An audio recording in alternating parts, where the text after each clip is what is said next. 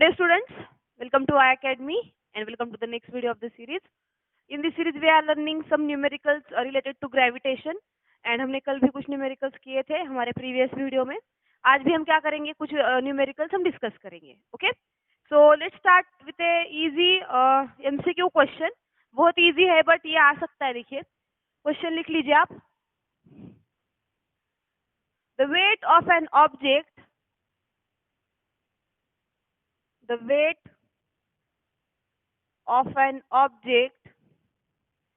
at the center of the earth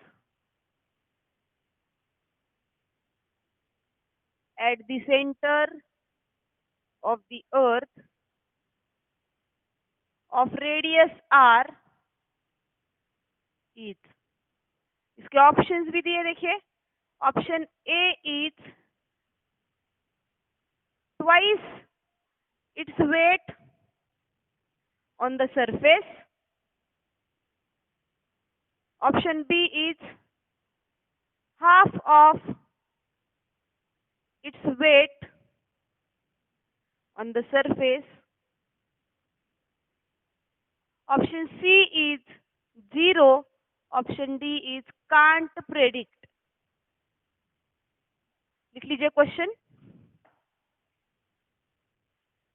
तो देखिए ये है हमारा प्लैनेट अर्थ. ओके, ऑब्जेक्ट को सपोज हमने यहाँ पे रखा है एंड सपोज इस पॉइंट पे उसका वेट है W. अगर हम इस ऑब्जेक्ट को यहाँ पे रखेंगे तो यहाँ पे इसका वेट कितना होगा? ऑब्वियस सी बात है, यहाँ पे G की वैल्यू कितनी होगी? 0. वेट क्या होगा? Weight is mass into acceleration due to gravity which is mass जितना भी हो इनटू 0. वेट भी कितना होगा यहाँ पे? 0 न्यूटन. कुछ भी कैलकुलेट करने की जरूरत नहीं है, कुछ फॉर्मूला लगाने की जरूरत नहीं है, कुछ जरूरत नहीं है. Option C 0 is the correct answer. Okay, note कर लीजिए.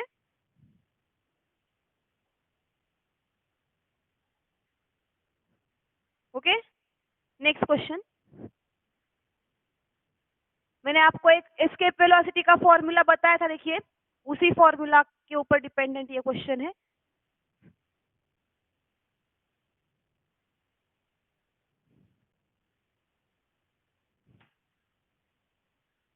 The kinetic energy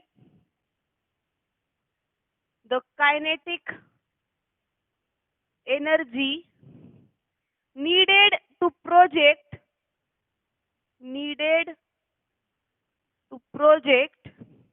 a body of mass m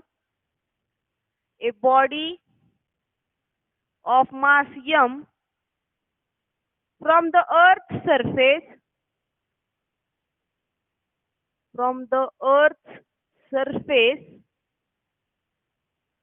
देखिए रेडियस दी है अर्थ की, यहाँ पे radius r to infinity is.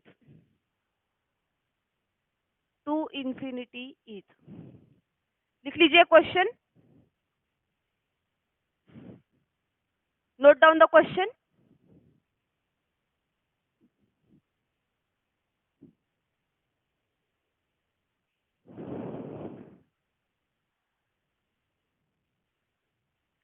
देखिए क्या दिया है हमें.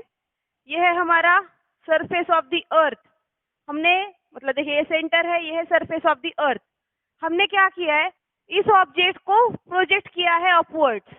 ओके, अपवर्ड्स हो, वर्टिकली अपवर्ड्स हो या चाहे किसी एंगल पे हो. हमने क्या किया है, इसको अर्थ के सरफेस से दूर थ्रो किया है in such a way that it is reaching to infinity. Infinity मतलब ऐसा डिस्टेंस जो कि अर्थ से बहुत दूर है, विच इज नॉट फाइनाइट. हम ऐसा नहीं बोल सकते कि यहाँ से 1 लाख किलोमीटर बाद इन्फिनिटी का पॉइंट है, ऐसा नहीं होगा. इन्फिनिटी इज इननिमरेबल, जिसको हम काउंट भी नहीं कर सकते. हमने इस ऑब्जेक्ट को ऐसे थ्रो किया है सो that it is reaching infinity. वो इन्फिनिटी को गया.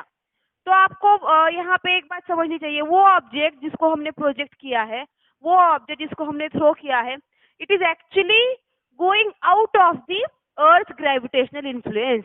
देखिए अगर उसके ऊपर इन्फ्लुएंस होता अर्थ के ग्रेविटेशन का तो वो ऊपर जाके नीचे गिरता. और जोर से फेंकते हम तो ऊपर जाके वापस नीचे गिरता. It will reach more height.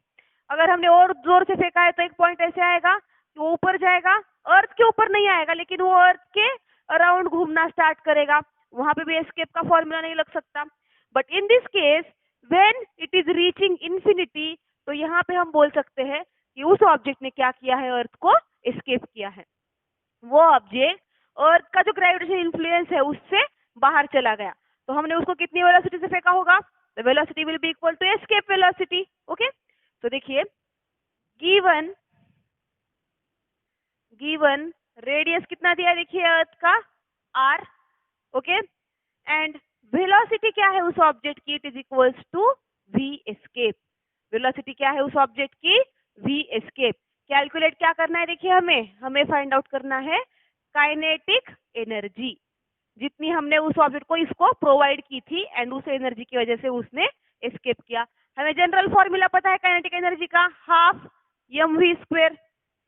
Correct, ये हमारा जनरल फॉर्मूला है। तो हम क्या करेंगे, ये हाफ mv², v की जगह पे हम वैल्यू करेंगे हमारे v एस्केप की। तो देखिए we know kinetic energy is equals to half mv का स्क्वायर। हियर काइनेटिक एनर्जी कितनी होगी? हाफ mv एस्केप का स्क्वायर, क्योंकि ऑब्जेक्ट इज रीचिंग इन्फिनिटी। इसका मतलब हमने जो उसकी वेलोसिटी दी है वो क्या होगी? It will be equal to v escape. देखिए फिर क्या आएगा, काइनेटिक एनर्जी इज हाफ, ये m as it is, square root 2gm/r। Okay, इसका स्क्वायर, तो स्क्वायर से स्क्वायर रूट क्या हो जाएगा? कैंसिल हो जाएगा। तो हमें क्या मिलेगा, देखिए देयरफॉर काइनेटिक एनर्जी इज, ये half m as it is, and बीच में क्या बचा? ये m यहाँ पे कैपिटल होगा एंड बीच में बचा देखिए इंटू g m/r। तो ये टू क्या हो जाएगा? कैंसिल हो जाएगा। करेक्ट, देखिए हमें क्या मिलेगा फिर यहाँ पे, therefore kinetic energy is g, ये कैपिटल M, यहाँ पे ये ऑब्जेक्ट का m upon r, g m/r। Okay, तो ये होगा हमारा फर्स्ट। इसका हमने एक अदर सॉल्यूशन भी हम निकाल सकते हैं, क्योंकि हमारे पास एक और फॉर्मूला है वी नो। और अगर ऑप्शन में ये ऑप्शन अगर नहीं है तो आप उसको दूसरे तरीके से भी कर सकते हो। और वी नो वी एस्केप का फॉर्मूला क्या है? √2gr। मैंने आपको दो फॉर्मूला दिए थे, √2gr। ओके, तो क्या आएगा फिर? Therefore kinetic energy is half mv का स्क्वायर, मतलब √2gr का स्क्वायर। स्क्वायर से स्क्वायर रूट कैंसिल हो जाएगा, तो काइनेटिक एनर्जी क्या आएगी? देखिए हाफ m एंड ये ब्रैकेट में 2gr, ये कैंसिल हो जाएगा, तो kinetic energy will be equals to mgr। Okay, तो अगर ऑप्शन में ये नहीं है तो आप ये दूसरा फॉर्मूला यूज करके भी कर सकते हो। देखिए अदरवाइज आपको पता है, देखिए इसको भी हम ऐसे डिराइव कर सकते हैं, g m/r। ये मिला है हमें हमारा आंसर। करेक्ट, तो हमें g का फॉर्मूला पता है। देखिए वी नो g क्या होता है? g m/r का स्क्वायर। तो हम क्या करेंगे, इसको r से मल्टीप्लाई करेंगे, r से अगर डिवाइड करेंगे तो ये जो इतना टर्म है, देखिए g m/r का स्क्वायर, इसकी जगह पे हम क्या पुट कर सकते हैं? g। देयरफॉर इवेंचुअली आएगा, देखिए इस पूरे टर्म के लिए हम g पुट करेंगे, m एंड r, तो आएगा ये भी mgr। ओके, आपको फॉर्मूला याद होना चाहिए, तो आप बहुत इजीली उसको कर सकते हो। ओके, ये अगर ये आपका ऑप्शन में नहीं है तो आप उसको इस फॉर्म में इस तरीके से डिराइव भी कर सकते हो। अगर डिराइव आपको नहीं करना है तो दूसरा फॉर्मूला पुट करके इसको फर्दर कैलकुलेट कर सकते हो। नोट कर लीजिए।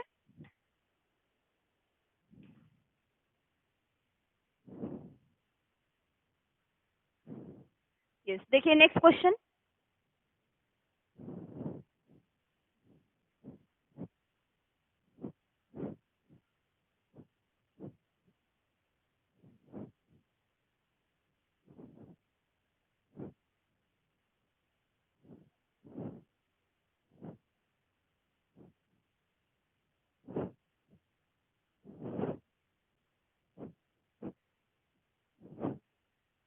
एक और क्वेश्चन लेंगे हम आगे का।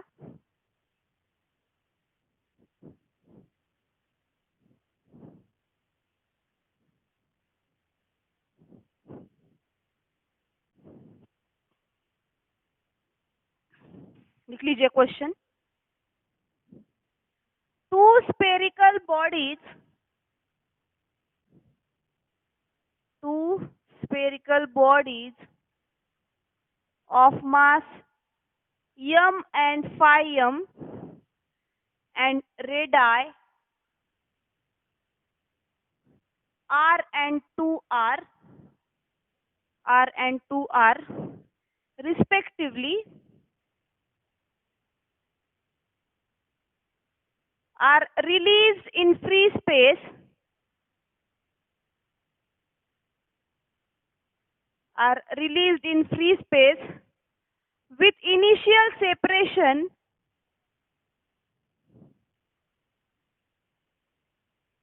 with initial separation between their centers, between their centers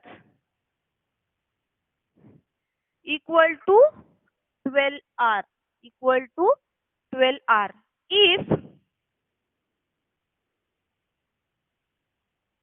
If they attract each other, if they attract each other due to the gravitational force only, due to the gravitational force only, then the distance covered by a smaller body is, then the distance covered by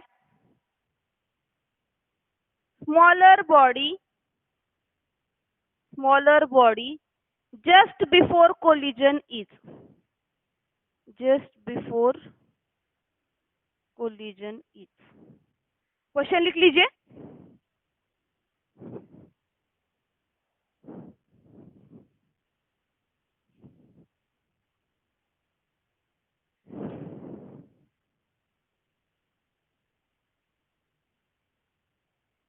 question easy है, थोड़ा सा लेंदी है, पहले आप question को समझ लीजिए। क्या दिया हमें?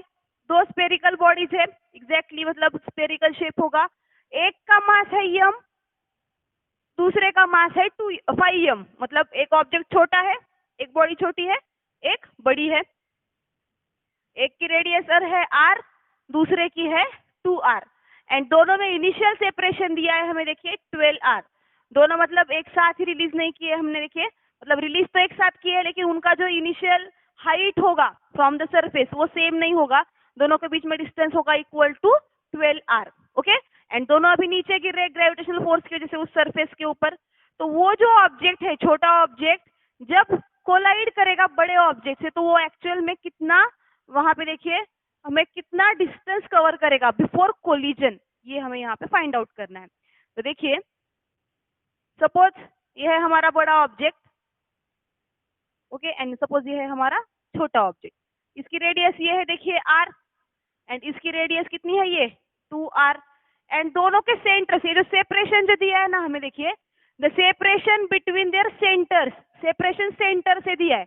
मतलब देखिए अगर हम ओवरऑल अगर उनका सेपरेशन कंसिडर करेंगे तो ये ओवरऑल यहाँ से यहाँ तक है, देखिए कितना है 12r।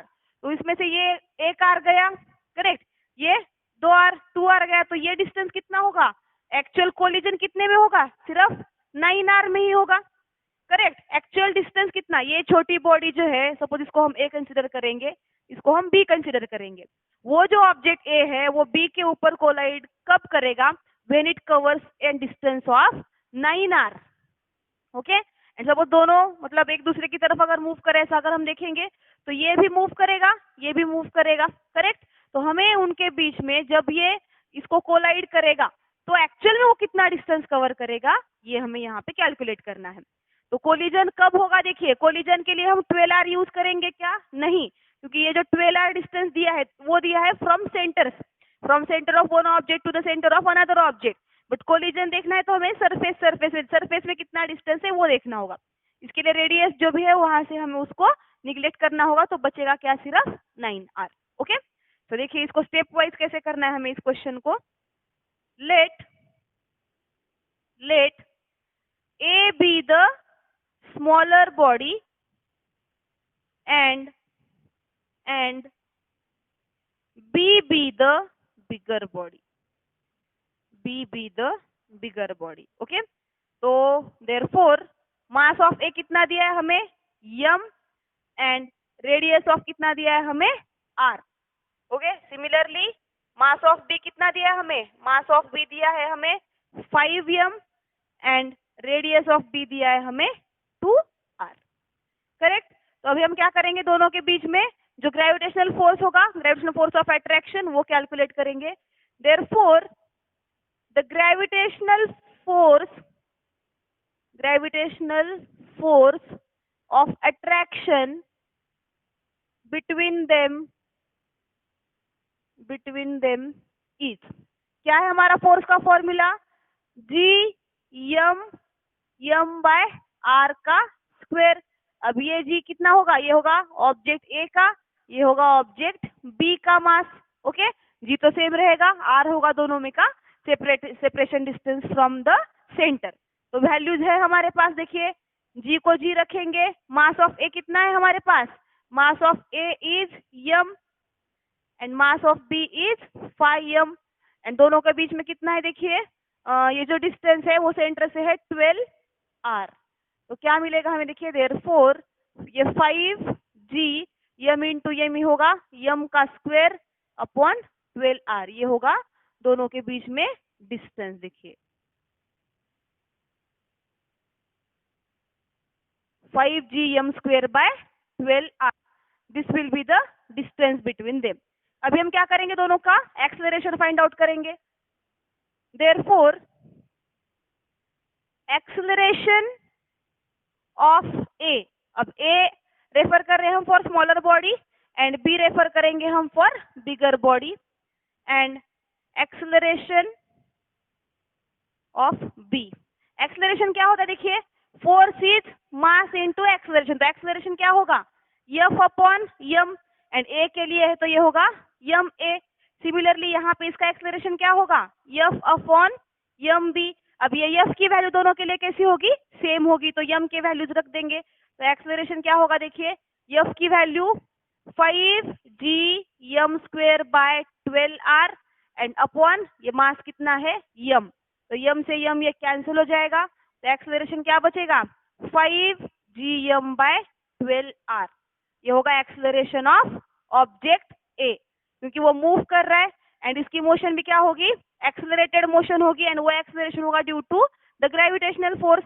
Similarly acceleration of B कितना होगा, देखिए 5g m square by 12r. देखिए फोर्स की वैल्यू दोनों के लिए सेम ही होगी.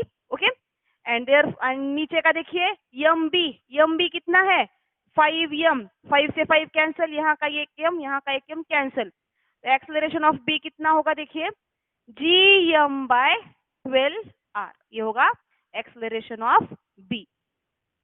ओके, तो अगर हम इसका रेशियो लेंगे, therefore ratio of their accelerations का रेशियो लेंगे, ratio of their acceleration is a by ab. Acceleration of a is to acceleration of b अगर हम करेंगे तो क्या आएगा, देखिए 5gm bye 12r. Okay, into देखिए नीचे का ए बी को अगर हम इंटू करेंगे तो उल्टा लिख सकते हैं, तो 12r बाय gm. तो ये 12r कैंसिल, g से g कैंसिल, m से m कैंसिल, तो क्या बचा 5:1. ओके, तो देखिए देयरफॉर क्या मिला हमें, acceleration of A by acceleration of B is 5:1. देखिए जितना इनके एक्सेलरेशन का रेशियो होगा उतना ही उनके डिस्टेंसेस का रेशियो होगा. डिस्टेंस कवर्ड जो है दोनों ऑब्जेक्ट, उसका भी अगर हम रेशियो लेंगे तो वो एक्सेलरेशन के रेशियो के जैसा ही होगा. Okay, therefore the ratio of distances covered by A and B is, क्या होगा फिर, S A by S B is 5:1. Distance covered by A is S A, distance covered by B is S B. तो S A की value क्या होगी, therefore S A is 5 S B. Okay, तो हमें actual में value मिली. तो हमारे पास देखिए दोनों मिलके कितना है, देखिए यस ए यस बी मिलके कितना है, तभी तो कोलाइड करेंगे ना वो 9r. Therefore S A plus S B is 9r. S A की वैल्यू है हमारे पास, तो 5SB plus SB is 9R, therefore 6SB is 9R, therefore SB कितना होगा 9R/6 विच इज 1.5, तो SB होगा 1.5R। बट हमें क्या निकालना है, यस ए, क्योंकि स्मॉलर बॉडी देखिए the distance covered by smaller body है ए, तो डिस्टेंस कवर्ड बाय ए निकालना होगा, देयरफॉर यस ए कितना होगा 9R minus 1.5R, therefore distance covered by smaller body is 7.5R। Okay, this is the answer. लिख लीजिए solution, note down the solution. देखिए ये होगा distance covered by bigger object, ये होगा distance covered by smaller object. Lengthy है, hard बिल्कुल भी नहीं है। देखिए सिर्फ क्या किया है हमने, देखिए सबसे पहले तो दोनों के बीच में फोर्स कितना होगा ये निकाल लिया। दूसरी स्टेप क्या की हमने, इसका एक्सेलरेशन, फोर्स की वैल्यू दोनों के लिए देखिए सेम होगी, फोर्स की वैल्यू दोनों के लिए सेम होगी। ए के मास से इसको डिवाइड करेंगे तो ए का एक्सेलरेशन मिलेगा, बी के मास से इससे डिवाइड करेंगे तो हमें बी का एक्सेलरेशन मिलेगा, करेक्ट। तो acceleration of A upon acceleration of B, दोनों का रेशियो निकाल लिया हमने, वो आया हमारा देखिए 5:1। जितना एक्सेलरेशन का रेशियो होगा उतना ही डिस्टेंस कवर्ड का होगा, तो वो भी देखिए S A by S B is 5:1, तो यस ए की वैल्यू मिली हमें 5SB, करेक्ट। मतलब distance covered by smaller object is 5 times the distance covered by bigger object. तो दोनों को अगर हम ऐड कर देंगे तो यू विल गेट 9R, दोनों को ऐड करने के बाद 9R मिला। सॉल्व करेंगे यस बी की जगह पे, देखिए यस ए की जगह पे 5SB अगर हम रखेंगे तो यस बी की वैल्यू मिलेगी 1.5R, यस ए की वैल्यू मिलेगी 7.5R। तो देखना है सिर्फ ध्यान से कि पूछा क्या है। ओके, बिगर ऑब्जेक्ट के बारे में पूछा है तो 1.5R आएगा, स्मॉलर के बारे में पूछा है तो 7.5R आएगा। ओके, नोट कर लीजिए।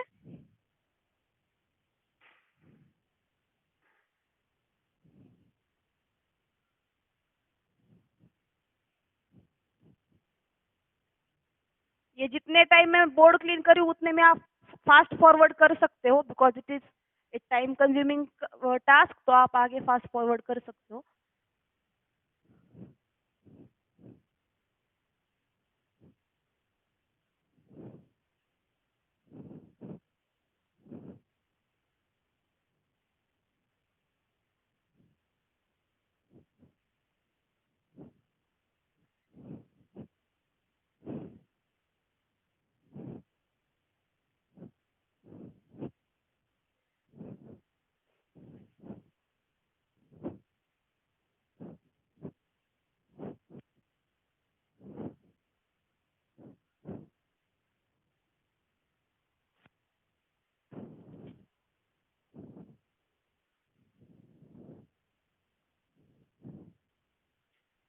नेक्स्ट क्वेश्चन,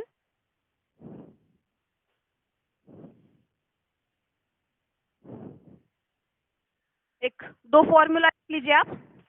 एक है हमारे पास फॉर्मूला देखिए ऑर्बिटल वेलोसिटी का, ऑर्बिटल वेलोसिटी, इसका फॉर्मूला क्या है देखिए v equals to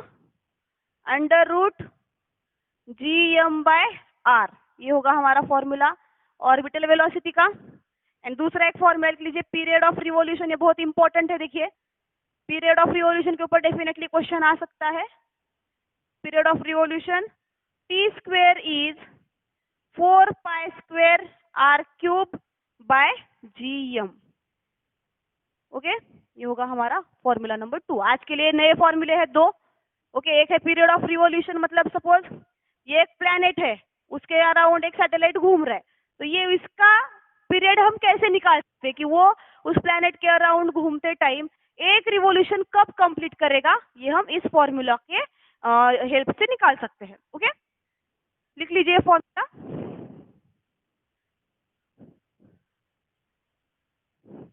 yes, next question, eight what height, बहुत इजी है देखिए, eight what height from the centre must a geostationary satellite, geostationary मतलब ऐसा सैटेलाइट जिसका पीरियड ऑफ रिवोल्यूशन अर्थ के बराबर होगा, that is 24 hours. At what height from the centre must a geostationary satellite be? Geostationary satellite be, okay. At what height from the surface of the earth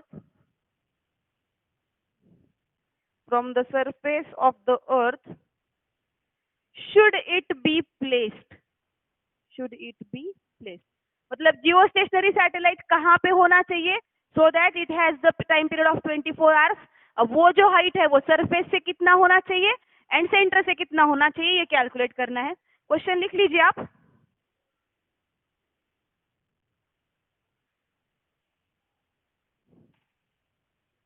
yes, देखिए हमें पता है given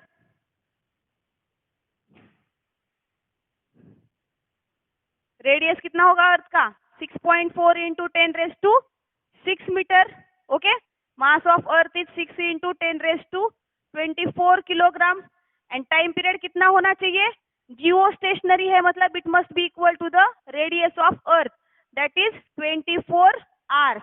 hours को अगर हम सेकेंड्स में करेंगे तो कितना होगा 24 इंटू 60 का स्क्वायर, सॉरी 60 सिर्फ, ओके। तो आगे देखिए हमें कैलकुलेट क्या करना है, हमें कैलकुलेट करना है, देखिए यहाँ पे आर की वैल्यू, ये तो है रेडियस ऑफ अर्थ, हमें निकालना है डिस्टेंस कितना होना चाहिए from the earth, okay. Suppose ये है हमारी अर्थ, सैटेलाइट है यहाँ पे, हमारा जियो स्टेशनरी सैटेलाइट यहाँ पे है, तो उसके अर्थ के अराउंड एक रिवोल्यूशन करने के लिए it always takes only 24 hours. तो ये हाइट कितनी होनी चाहिए so that it has the time period of 24 hours, ये निकालना है। एंड दूसरी चीज इसकी जो हाइट है वो सेंटर से कितनी होनी चाहिए, ये भी हमें निकालना है। दो चीजें हमें फाइंड आउट करनी है, ओके। तो देखिए वी नो फॉर्मूला हमारे पास है T square is 4 pi square R cube by GM, 4 pi square R cube by GM. तो कर लेंगे वैल्यूज पुट, 4 पाई स्क्वेयर कैसे रखेंगे बाद में देखेंगे इसको, या फिर रख सकते हैं 3.14 इंटू 3.14 आर क्यूब निकालना है हमें upon 6.67 into 10⁻⁻11 into 6 into 10⁻24, okay. अब ये टी की जगह पे क्या होना चाहिए, देखिए टी की जगह पे होना चाहिए ये 24 इंटू 60 का square equals to 4 into 3.14 into 3.14 into r cube upon 6.67 into 6 and ये 10⁻² आएगा 13। इन दोनों को अगर हम सॉल्व कर लेंगे तो 10⁻13 आएगा। वैल्यू निकालनी है हमें इसकी, तो ये सारे टर्म्स हम इधर लेके आएंगे तो क्या मिलेगा, देखिए therefore r cube is 6.67 into 6 into 10⁻13 into ये 24 इंटू 60 का स्क्वायर अपॉन ये आएगी नीचे 4 इंटू 3.14 इंटू 3.14, ओके। अगर आप इसको एंटायरली अगर सॉल्व करेंगे तो कैसा आएगा, देखिए आर की वैल्यू आएगी 6.67 इंटू 6 इंटू 10⁻13। देखिए ये सारी वैल्यू जो है ना वो है आर क्यूब की वैल्यू, हमें निकालनी है आर की वैल्यू इंटू ये 24 इंटू 60 का स्क्वायर अपॉन 4 इंटू 3.14 इंटू 3.14, इसका होना चाहिए ये क्यूब रूट, ओके। इसका क्या होना चाहिए, ये क्यूब रूट होना चाहिए, ओके। चाहे तो आप इसको ऐसा ब्रैकेट करके इसके ऊपर 1/3 भी लिख सकते हो and if you solve this then you will get it is approximately equal to 42163 kilometre. अब ये वैल्यू मिली है हमें कहाँ से, देखिए from the surface, this is the height of the, sir ये सेंटर है, this is the height of the satellite, from the centre of the earth, हमें देखिए दोनों पूछा है क्वेश्चन में, हमें फ्रॉम द सेंटर भी पूछा है एंड फ्रॉम द सरफेस भी पूछा है। तो तो सरफेस से देखिए सेंटर से इतना है, तो सरफेस से निकालने के लिए क्या करना होगा, आर को यहाँ से माइनस करना होगा। देयरफॉर फ्रॉम द सरफेस, क्या होना चाहिए आर की वैल्यू, ये 42163 माइनस रेडियस ऑफ अर्थ, मतलब 42163 minus 6400 and then you will get 35763 kilometre. Metre में अगर आप लिखेंगे यहाँ पे तो इंटू 10⁻³ करना। So in this we can calculate कि कहाँ पे ऑब्जेक्ट है तो कितना इसका पीरियड ऑफ रिवॉल्यूशन होगा। लिख लीजिए।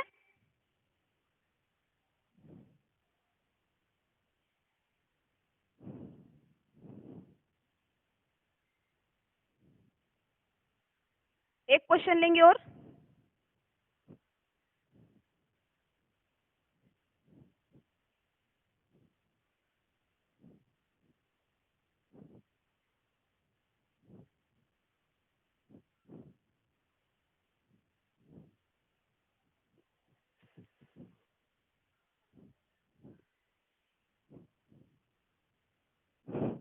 इस क्वेश्चन लिख लीजिए, इजी है ये भी क्वेश्चन। देखिए, what is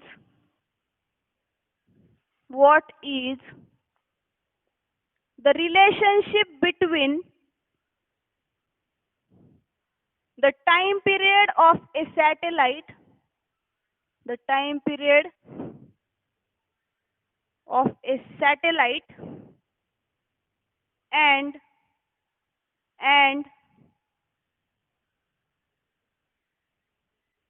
the gravitational acceleration of the planet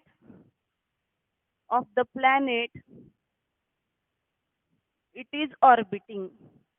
बहुत इजी है ये question, you can try solving this.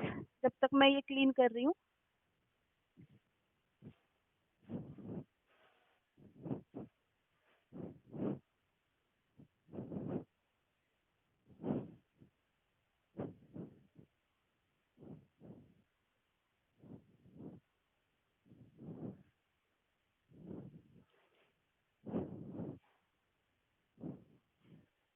Yes, देखिए कैसे कर सकते हैं इसको।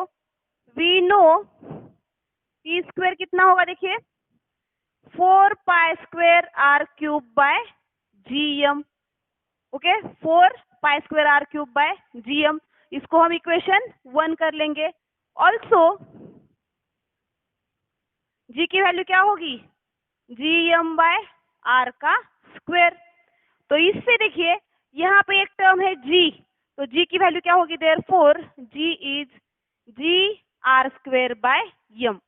ये होगा इक्वेशन हमारा 2। तो put value of g in equation 1।